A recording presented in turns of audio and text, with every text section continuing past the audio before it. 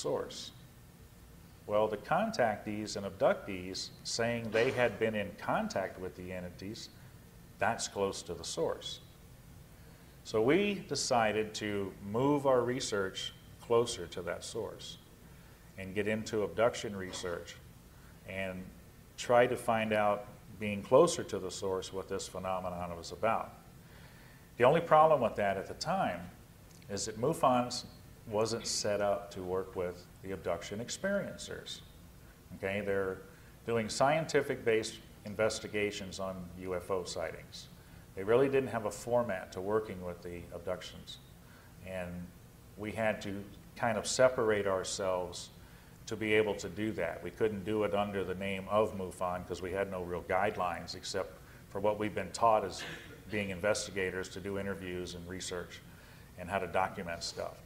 So we decided to set up a separate entity organization called CE4 Research. And CE4, Close Encounter of the Fourth Kind. That's what that stands for. You got first kind, second kind, third kind. Of course, you've all seen the movie, The Third Kind. Fourth kind is abductions. So that's what we titled our group. Even from the beginning, the information was always available to MUFON. We never kept it separate. We always offered it if they wanted to see it. But like I said, they weren't really set up at the time to be involved with that. So we started interviewing the abductees and the contactees that we had come into the meetings over the next couple of years, started documenting all the information. And as we were doing this, we were also learning as much as we could from other researchers who were in this field, the big names, you know, that Bud Hopkins, Whitley Strieber, John Mack, you know, they had done extensive research already.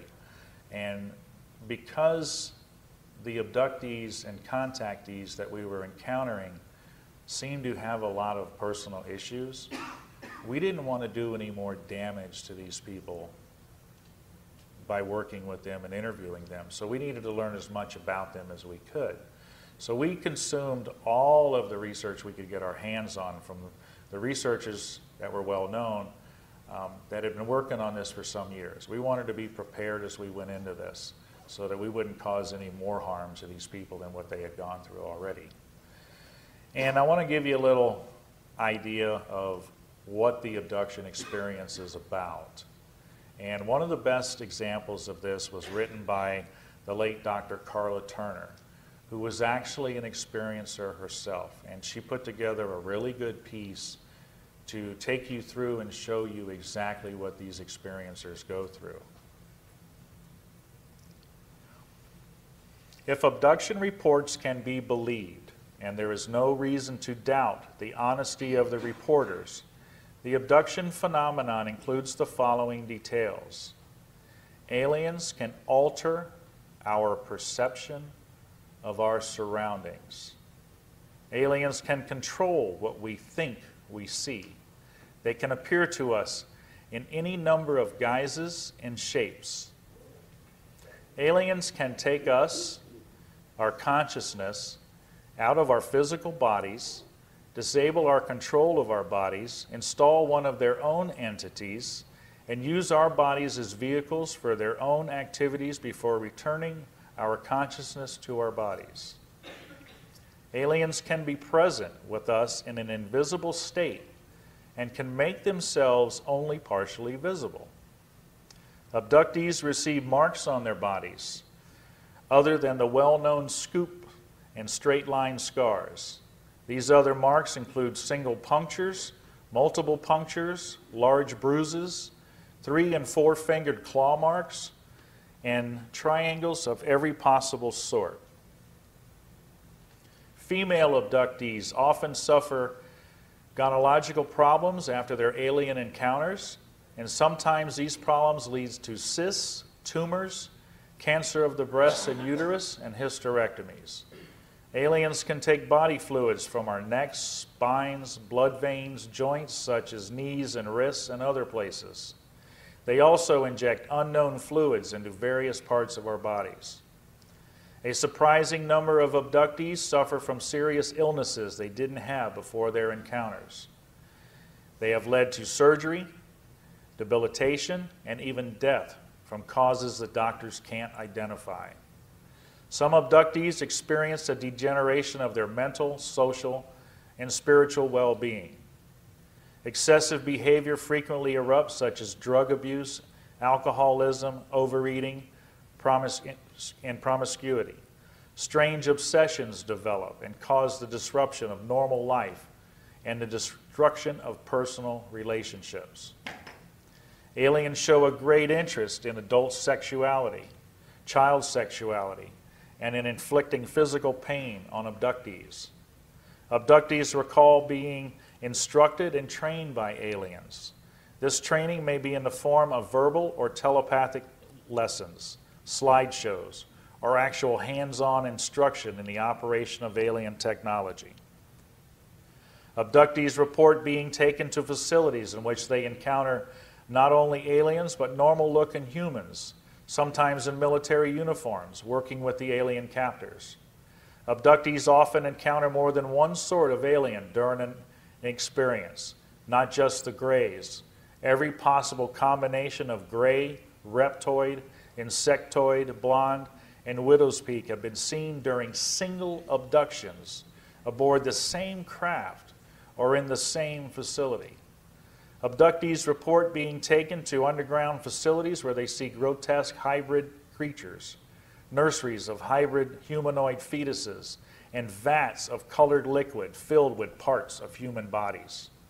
Abductees report seeing other humans in these facilities being drained of blood, being mutilated, flayed, and dismembered, and stacked like lifeless cords of wood.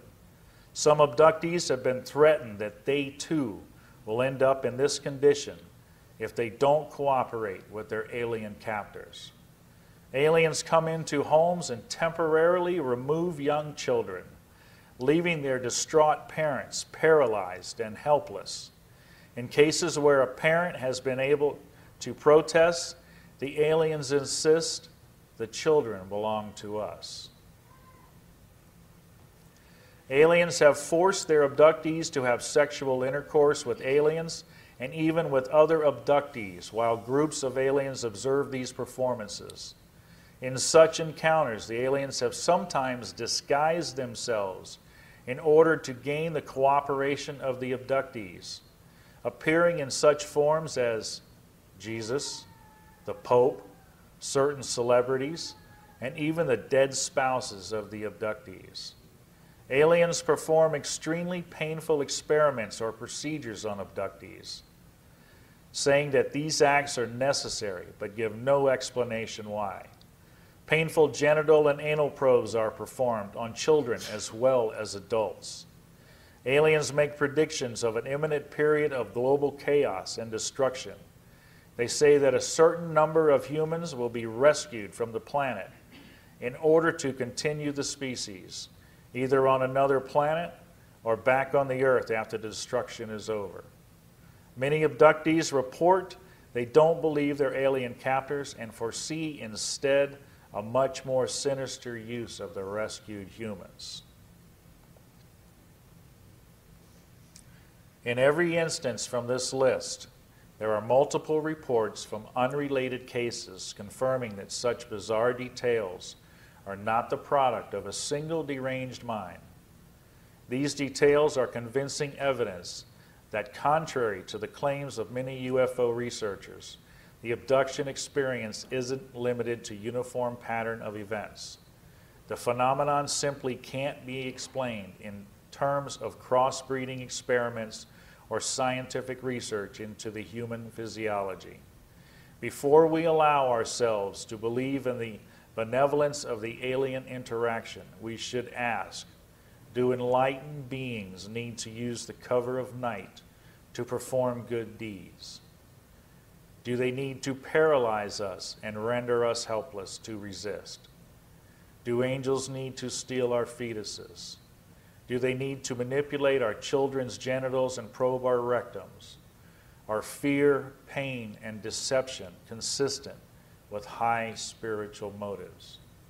And again, that was the late Dr. Carla Turner.